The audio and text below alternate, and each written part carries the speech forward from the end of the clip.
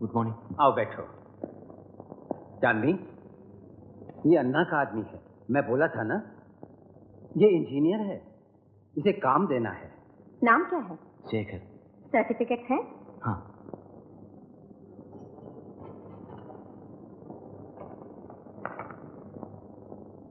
इतने मार्क्स मिलने पर भी तुम्हें कोई नौकरी नहीं मिली? बहुत कोशिश की है।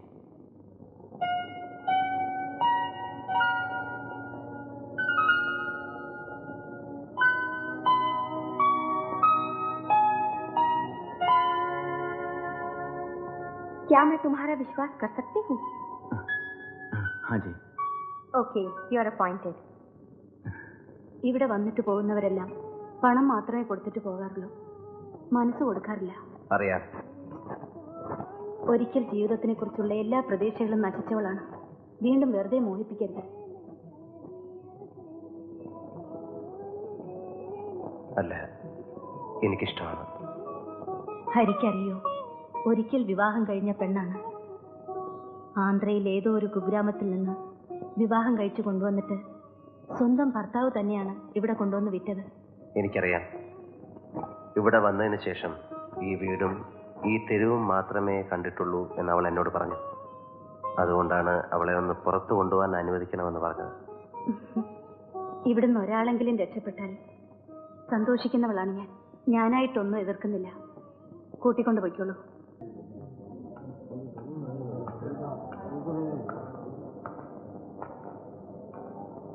എന്താ എല്ലാരും കൂടെ? ചിട്ടി പിടിച്ച കാശ് വാങ്ങിക്കാൻ ചെന്നപ്പോഴാ അവന്മാർ ഈ കടുങ്കൈ ചെയ്തത്. ചിട്ടി കമ്പനി പൂട്ടി. അവന്മാരെ ഒന്നിനും കാണാനും ഇല്ല. എന്നെ കാപ്പാത്തനോ വയസ്സെ പട്ടിണി പോട്ടെ, മിച്ച കാശെങ്കിൽ പോട്ടെ, ഇപ്പൊ എല്ലാമേ പോച്ച്. दुकान बेच के मिला हुआ पैसा सब बर्बाद हो गया. നിങ്ങൾ ഇത് അനുഭവിക്കണം. ഇതുപോലെ മുളച്ചു വന്ന എത്ര എത്ര ബ്ലേഡ് കമ്പനികൾ ആളുകൾ ചതിച്ചിട്ടുണ്ട്. പിന്നെ അഡ്രസ് പോലും ഇല്ലാതെ മുങ്ങിയിട്ടുണ്ട്. ദിവസം കേൾക്കുന്നല്ലേ ഇങ്ങനത്തെ കഥകൾ. പിന്നെ എന്തിനാ അവന്മാരെ വിശ്വസിച്ച് കാശ് കൊണ്ട് കൊടുത്തു?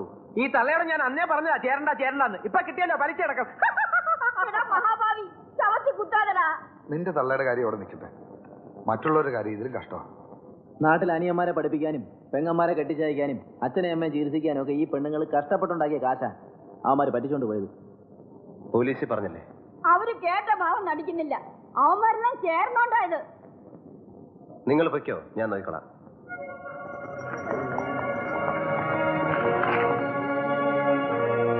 ചോട്ടാ അണ്ണാ, ആരെ കമ്പനിയുടെ ആളുകൾ? ഒന്ന് ഇവിടെ വന്ന സഹദേവനാ, അങ്ങേരെ എനിക്ക് പരിചയമുള്ളൂ. കമ്പനി ഓണർ അജയ് ബാഖിയാണ്, അമറിന്റെ സഹോദരൻ. അതാണ് ആരൊന്നും മിണ്ടാത്തത്. എവിടെ അവരുടെ ഹെഡ് ഓഫീസ്? ചെമ്പൂര്. ആരവിടുത്തെ എസ് ഐ? ഒരു ഭഗവത്. നിങ്ങൾ റിട്ടേൺ കംപ്ലൈന്റ് എഴുതി അവൻ്റെ കൊടുക്കുക. ഞാൻ തന്നാണെന്ന് പറഞ്ഞു. மணி வா. அரெஸ்ட் பண்றது போலீஸோட வேலை. அதை சொல்றதுக்கு உன்ன மாதிரி ஒரு ரவுடி இங்க வர வேண்டிய அவசியம் இல்ல. ക്ഷമിക്കണം സാർ. கோடிக்கணக்கிന് രൂപ വെട്ടിച്ച ഒരാളെ. As we know. நேத்து துபாய் ஃளைட்ல அவன் ஏறி போயிட்டதா ஏர்போர்ட்ல இருந்து எங்களுக்கு தகவல் கிடைச்சிருக்கு. இதுக்கு மேல என்ன செய்ய முடியும்? സാർ, അയാളുടെ ബാങ്ക് ഡിപ്പോസിറ്റും പ്രോപ്പർട്ടീസ് ഒക്കെ പിടിച്ചെടുത്തൂടെ? நோ நோ, அதெல்லாம் செய்ய வேண்டியது எங்க வேலை இல்ல. கோர்ட் தான் டிசைட் பண்ணணும். അജയ് ബാക്കിയുടെ സഹോദരനാണ് അമർ. അയാളെ അറസ്റ്റ് ചെയ്താൽ അജയെ കുറിച്ചുള്ള വിവരം കിട്ടും. நான் இங்க உட்கார்ந்து இருக்கிறது உன் சௌகரியத்துக்காக ஒருத்தனை அரெஸ்ட் பண்றதுக்கு இல்ல. പാവങ്ങളുടെ പണമാണ് സാർ. நிறைய பணம் சம்பாதிக்கணுங்கிறதுக்காக தானே வட்டிக்கு விட்டான். பேராசப்பட்டா அப்படிதான். വക്കാലത്ത് വാങ്ങാൻ വന്നു. നിർത്തണോ? അവരെ കുറിച്ച് ഒരൊറ്റ അക്ഷരം മിണ്ടി പോകരുത്. ഇതുപോലെ 2-3 വേശ്യാ തെരുവുകൾ ഈ നഗരത്തിലുള്ളത് കൊണ്ടാണ് ഒരൊറ്റ റേപ്പ് കേസ് പോലും ഇവിടെ റിപ്പോർട്ട് ചെയ്യാത്തത്. അവരവരുടെ ദേഹം വിൽക്കുന്നതുകൊണ്ടാണ് ഇതുപോലൊരു വലിയ നഗരത്തിൽ രാത്രി 12 മണിക്ക് പോലും പെണ്ണുങ്ങൾ മര്യാദയ്ക്ക് റോഡിൽ ഇറങ്ങി നടക്കുന്നത്. അവർ വേശ്യകളായി ജീവിക്കുന്നതുകൊണ്ടാണ് തന്റെ അമ്മയും പെങ്ങളെയും ഭാര്യയും മക്കളെ ആരും കയറി പിടിക്കാത്തത്. ആരെ വയറിന് വേണ്ടി വല്ലവന്റെ കൂടെ അന്തി ഉറങ്ങി അവരുണ്ടാക്കുന്ന കാശിനെ താൻ ഇവിടുത്തെ കള്ളക്കടത്തുകാരന്റെ ഗുണ്ടകളുടെ കാലിലൊക്കെ ഉണ്ടാക്കുന്ന കാശിനേക്കാൾ വിലയുണ്ടോ? இன்னும் அதிகமா பேசுற உள்ள தள்ளிடுவேன். ரொம்ப நல்லா இருக்கு. குத்தம் பண்ணிக்கிட்டே இருக்கிறவர் வெளியில இருக்கிறார், கம்ப்ளைண்ட் பண்ண வந்தவனே உள்ள தள்ளுறாங்கறா. இது ரொம்ப நல்லா இருக்கு. நீங்க தான் சார் கரெக்ட் പോലീസ്. ഇപ്പോ ഞാൻ പോകുന്നു. ഇനി നമ്മൾ തമ്മിൽ കാണുമ്പോ പോലീസിനെ പിടികിട്ടാത്ത പുള്ളി എന്റെ കയ്യിലുണ്ടാവും.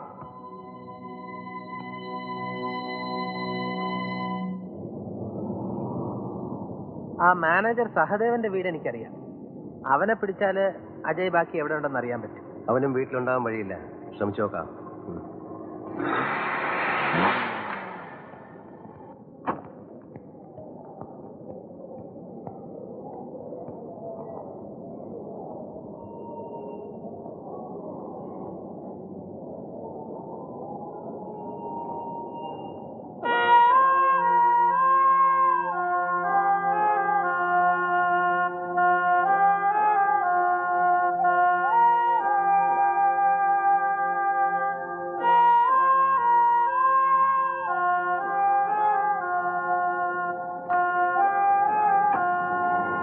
സഹദേവനില്ല, അവന്റെ ഭാര്യയാണത്.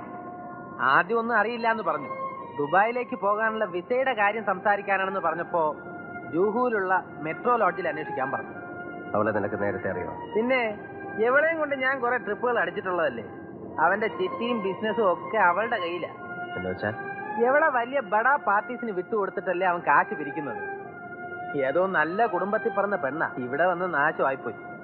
പല വലിയ ഹോട്ടലുകളിലും വീടുകളിലും രാത്രി കൊണ്ടുവിട്ടിട്ട് രാവിലെ വിളിച്ചിറക്കിക്കൊണ്ട് വന്നിട്ടുണ്ട് ഞാൻ. എന്തൊക്കെ പറഞ്ഞാലും നല്ല ബെസ്റ്റ് ഉരുപ്പടിയാ. എവിടെടാ എന്റെ മുതലാളി? അറിയില്ല. മുതലാളിയിലൂടെ നാട്ടുകാരെ പറ്റിച്ച് രക്ഷപ്പെടാനാണെങ്കിൽ വെട്ടി നുറുക്കി ഞാൻ റോഡിലെറിയും. എനിക്കൊന്നും അറിയില്ല. കള്ളപ്പേരിൽ നാളെ വെളുപ്പിന് ദുബായിക്ക് രക്ഷപ്പെടാൻ തീരുമാനിച്ചിരിക്കുകയാണ് അയാള്. എനിക്കും കുടുംബത്തിനുള്ള ടിക്കറ്റ് ഇവിടെ എത്തിക്കാമെന്നാണ് പറഞ്ഞിരിക്കുന്നത്. ഇൻസ്പെക്ടർ ലോബയാണ് അയാളെ ഒളിപ്പിച്ചിരിക്കുന്നത്.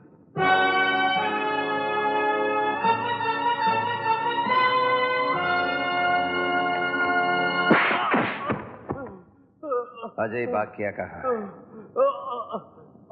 मुझे नहीं मालूम. वो किधर है बताओ, नहीं तो तुम्हारा गर्दन उड़ा देगा. बोल. ओ ऊपर है.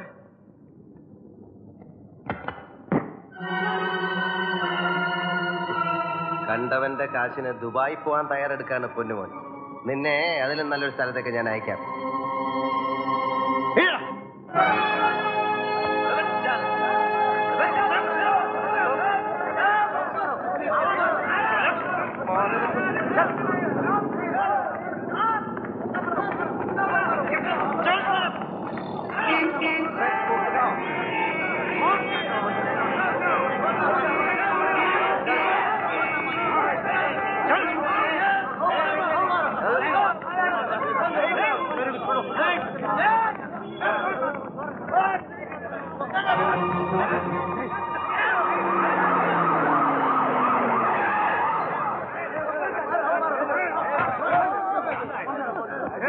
ഇതാ ദുബായി പോയെന്ന് പറഞ്ഞ ആള് ഇനിയെങ്കിലും അറസ്റ്റ് ചെയ്യാം.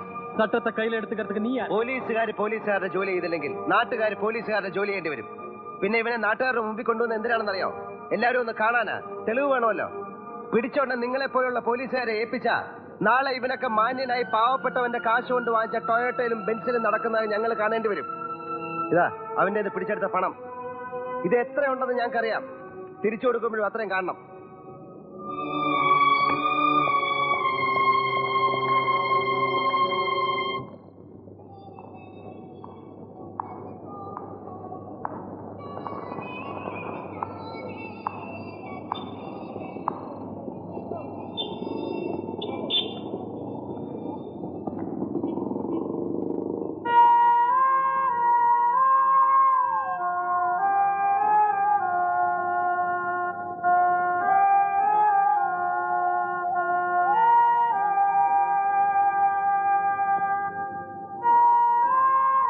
ഭർത്താവിനെ തേടി വരുമ്പോൾ പഴയ കാമുകനെ കണ്ടുമുട്ടുന്നത് വല്ലാത്തൊരവസ്ഥയാണ്. അതിലും കഷ്ടമാണ് ഭർത്താവിന്റെ ജീവന് വേണ്ടി കാമുകനോട് അപേക്ഷിക്കേണ്ടി വരുന്നത്, അല്ലേ? അതെ, പേരിന് വലിയ മാറ്റമൊന്നുമില്ല. പക്ഷെ സ്വഭാവം അല്പം മോശമായിട്ടുണ്ട്. പലരോടും അന്തി ഉറങ്ങി ഭർത്താവിന്റെ ബിസിനസിനെ സഹായിക്കുന്ന ഒരു ശീലാവതിയെ പറ്റി കേട്ടു. അതെന്റെ സാവിത്രിക്കുട്ടിയാണെന്നറിഞ്ഞപ്പോൾ അല്പം നൊന്തു. ഭർത്താവിനെ വെറുതെ വിടണമെങ്കിൽ ഭാര്യ എന്നോടൊപ്പം ഒരു രാത്രി ഉറങ്ങണമെന്ന് ഞാൻ പറഞ്ഞത് നിന്നെ മോഹിച്ചിട്ടല്ല,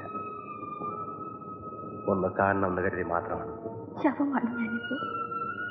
എത്ര കുട്ടിയാലും നോവില്ല. എങ്ങനെയൊന്നും ആകാനല്ല ഞാൻ ആഗ്രഹിച്ചെന്നറിയാലോ. അറിയാം അറിയാം. നിനക്ക് വന്ന ഭാഗ്യത്തിൽ എനിക്ക് അസൂയാണെന്ന് നീ വിളിച്ചു പറഞ്ഞു. അപ്പോഴും തറവാട്ടിൽ നിന്ന് എന്നെ ഇറക്കി വിട്ടപ്പോഴും നീ ഉൾപ്പെടെ എല്ലാവരും എന്റെ മുഖത്ത് നോക്കി ആട്ടിയപ്പോഴും പലരോടും വൈരാഗ്യം തോന്നിയിരുന്നെങ്കിലും നിന്നെ മാത്രം ഞാൻ വെറുത്തിരുന്നില്ല. പക്ഷെ ഈ നിലയിൽ നിന്നെ കാണുമ്പോൾ പുറത്തെ മാളികകളിൽ ചില്ലറ കാശിനു വേണ്ടി ഉടുതുണി അഴിക്കുന്ന ഒരു വേശ്യയുടെ അന്തസ് പോലും എന്റെ സാവിത്രിക്കുട്ടിക്കില്ലല്ലോ എന്ന് ആലോചിക്കുമ്പോൾ എനിക്ക് വിഷമം തോന്നും. എന്നോട് കാണിച്ച ക്രൂരതയ്ക്ക് പകരം ചോദിക്കണമെങ്കിൽ അതെത്ര ക്രൂരമായിട്ട് വേണമെങ്കിലും എനിക്കിപ്പോ ചെയ്യാം. ഈ കണ്ടുമുട്ടൽ തന്നെയല്ലേ എനിക്ക് കിട്ടാവുന്ന ഏറ്റവും വലിയ ശിക്ഷ. മണി, അവനെ പറഞ്ഞു വിട്ടേക്ക്.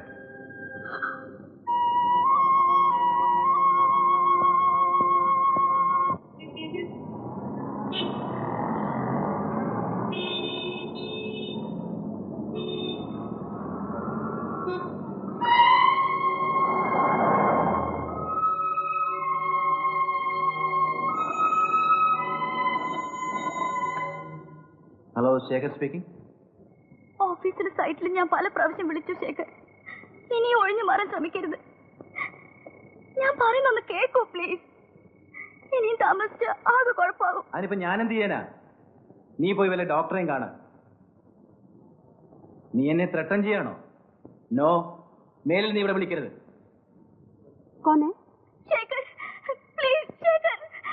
നാട്ടിൽ നിന്ന് കുറെ എണ്ണം ഇറങ്ങിയിട്ടുണ്ട് ശല്യം ചെയ്യാൻ. बहुत लोग निकले हैं गांव से तकलीफ देने के लिए.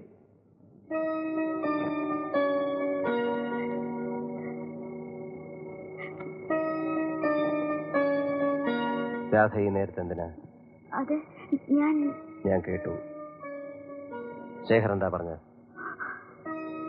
എല്ലാം പറഞ്ഞ് മോഹിപ്പിച്ചിട്ട് ഇപ്പോ അയാൾ എന്നെ ചതിക്കായിരുന്നു വരെയേട്ടാ. വീട്ടിൽ അമ്മയോ ചേട്ടനോ ഇതറിഞ്ഞ. കരയണ്ട, നാളെ ഞാൻ അവനെ വിളിപ്പിക്കാം. ഇതാരോടും പറയണ്ട. നാളെ നീ വീട്ടിലോട്ട് വന്നാൽ മതി, നമുക്കൊരു തീരുമാനം എടുക്കാം. വാ.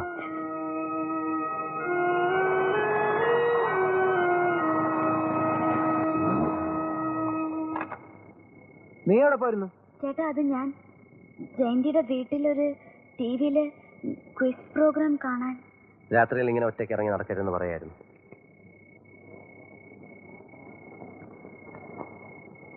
പാതിരാക്കാനോട് നിന്റെ ഒരു ക്യൂസ്. നീ ചുമ്മാരിക്കും. മേലാൽ സന്ധ്യ കഴിഞ്ഞ് വീട്ടിൽ നിന്ന് പുറത്തിറങ്ങരുത്. ഇതൊരു വേശ്യാ തെരുവാണ്. വെറുതെ ആൾക്കാരെ കൊണ്ട് അതൊന്നും പറയിക്കരുത്. തന്ത നേരത്തെ ചത്തുകൊണ്ട് എനിക്ക് പഠിപ്പ് നിർത്തേണ്ടി വന്നു.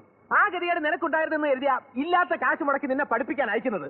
ചീത്ത പേരെങ്ങാനും കേൾപ്പിച്ചാൽ വെട്ടി നുറുക്കിക്കളയും ഞാൻ. മനസ്സിലായോ?